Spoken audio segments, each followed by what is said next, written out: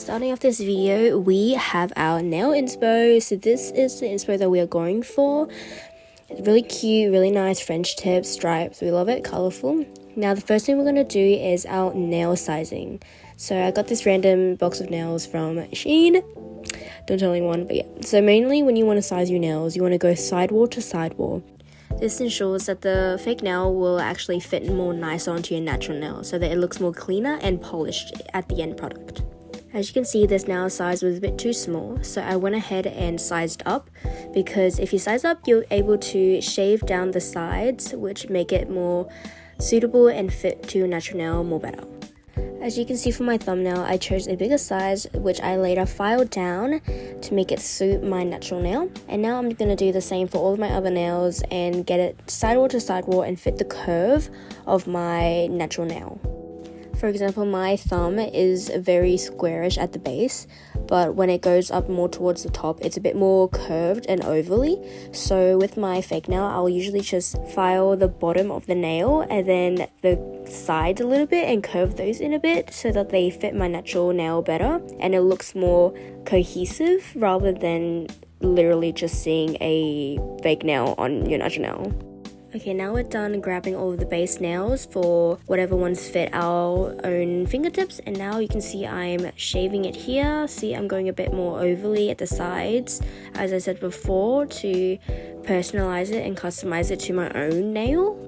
I think this is a great tip for making the nails look more natural rather than artificial like how some nail types look. But if you like that, then you don't have to go for this. But I feel like this makes it look more natural and just look better overall. Whenever I do this, I usually try to just file down little sections at a time so that I can really perfect it and make sure that it looks good on my nail. So I'll file, check, and I'll just repeat that process until I'm satisfied with the end product of what my nail looks like. I also use this brush to get rid of any of the dust from the filing and any of the excess like nail that kind of just hangs off the artificial one so that it looks cleaner. Here's me just doing all of the final checks of the nail and just making sure they fit sidewall to sidewall, as we can see here, which it now does, so we can move on. Another important item is the mask, guys. Wear your masks, okay, so you don't breathe in any of the dust. Now we're going to put the nails aside and dive into some of the essential cuticle tools. A normal cuticle pusher backer, nippers, and a slanted cuticle pusher, and a brush to remove excess dust, and also a nail drill are the most important tools to use when doing your cuticle prep. I use a smaller sanding band for things like buffing the nail, the natural nail especially, and also this 5-in-1 bit for sealing the cuticle and removals when removing the nails. But since we're still doing the cuticle work, I'm just going to remove this bit and put in the sanding band to remove any of the cuticle and seal it. For my nail drill, I usually go around 3 to 5 RPMs on the natural nails.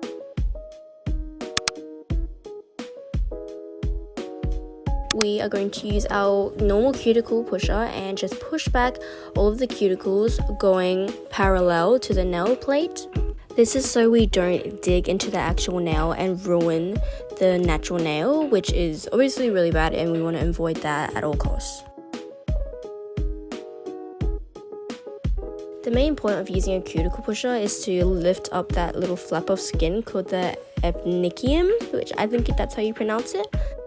We usually remove this more for aesthetic purposes, I think, rather than having it actually be a mandatory step. The cuticle is actually the white stuff on your nail, which we try to remove to make sure that we have a clean slate when applying on the nails. Roughing up the nail plate will be good for the future application process. I use this tool to lift up the eponychium and the cuticle so that we'll be able to nip it off with the cuticle nippers later on. It's important to go in very light-handed with this tool because I've gone in when I first got it really harsh on my nails and it literally dug some of my nail up, which is not what we want to do and have at all. So you have to go very, very careful and light-handed with this tool or else you'll literally damage your nail. So as you can see, I'm literally just moving it the tiniest bit to get it what it needs to do.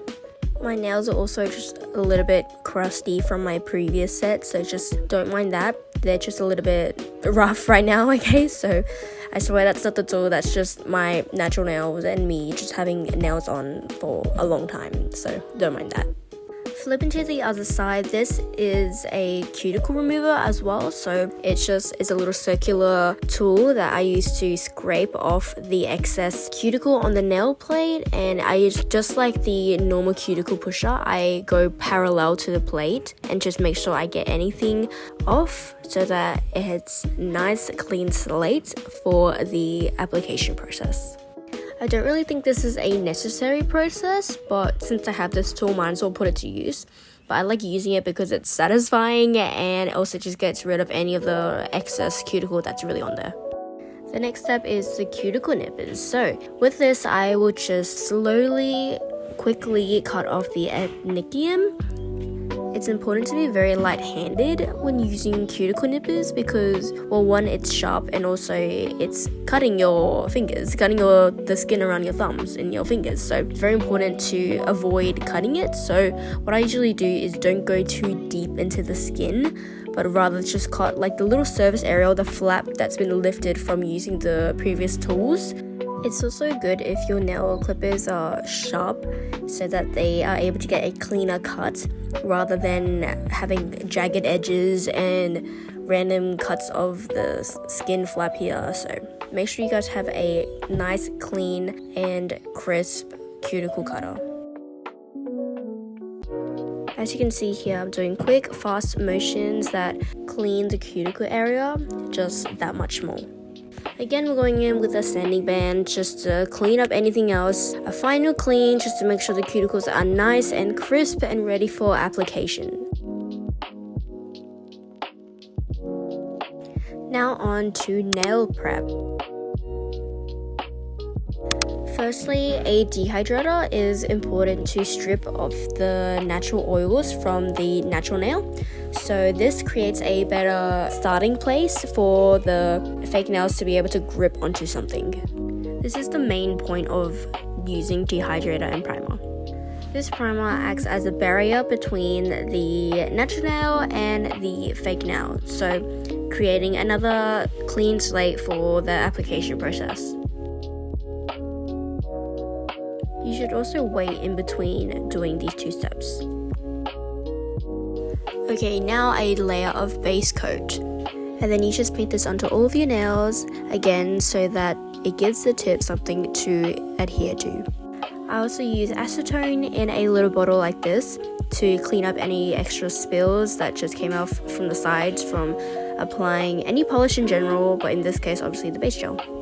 Now I'll just let that cook under the big UV lamp for 60 seconds. Now time for the application process. I really advise getting a small movable lamp like this one with different settings.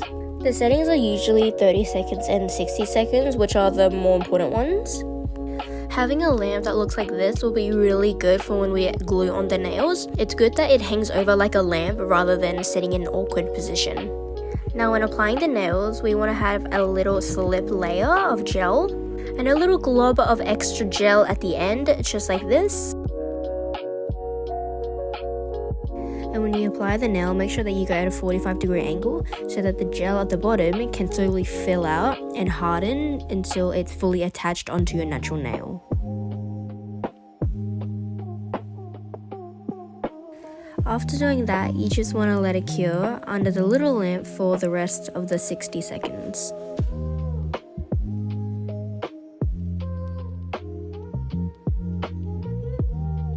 And when you're done doing all of your nails, make sure you cook it under the big lamp so that it can fully solidify onto your natural nail.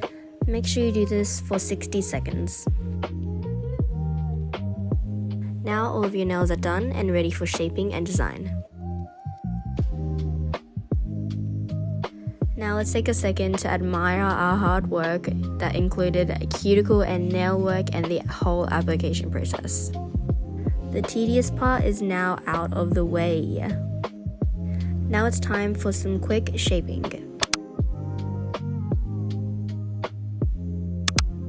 I'm I'm using this random nail cutter that I got from Shein as well, and I'm using the numbers 3 and 2 to get my nail sizes to the one I want.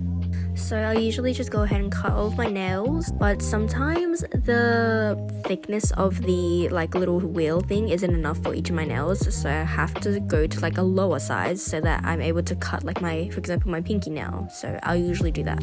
I'm now going in with my 100 by 180 nail filer and just filing the edges of my nails to get them to the shape I want, which I am, in this case, I'm going for an almond shape. It's also important to file underneath your nail so there's no fluffy things there and that we can get the most polished and natural look that we can. Here are the finished filed nails. Now it's time for design. I'm going in with this really nice sheer pink nude color for my base. I usually just do 2 coats of this on all my nails.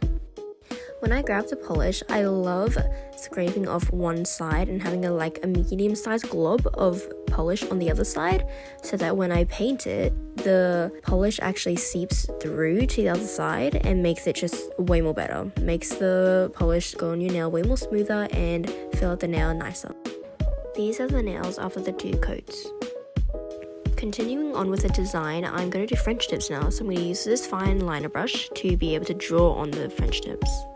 I like using these long brushes because they take away the shakiness of my hands. I'll usually clean my long liner brushes before I do a set. I didn't end up filming myself painting on the French tips because they're just pretty hard to do on camera, so this is a little bit of the outline that I do when I do my French tips. It's not this exactly, but I follow doing like the A method where I do a little line in the middle and then a line across and then 2 lines that indicate where the ends of my French tips are going to be.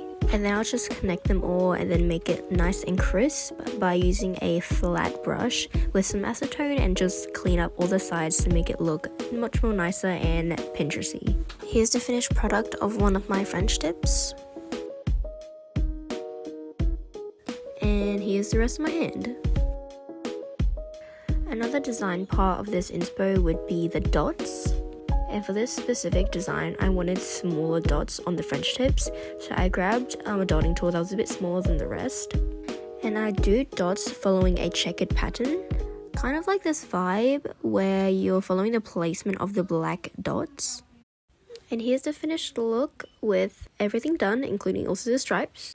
I feel like stripes are pretty straightforward, just drawing lines with your liner brush with the different colors that you want. So I'm not really gonna talk about that in depth. But anyways, here are the finished nails, and I added some pearls to just bling it out a little bit. So yeah, I hope you guys enjoyed this video and thanks for watching.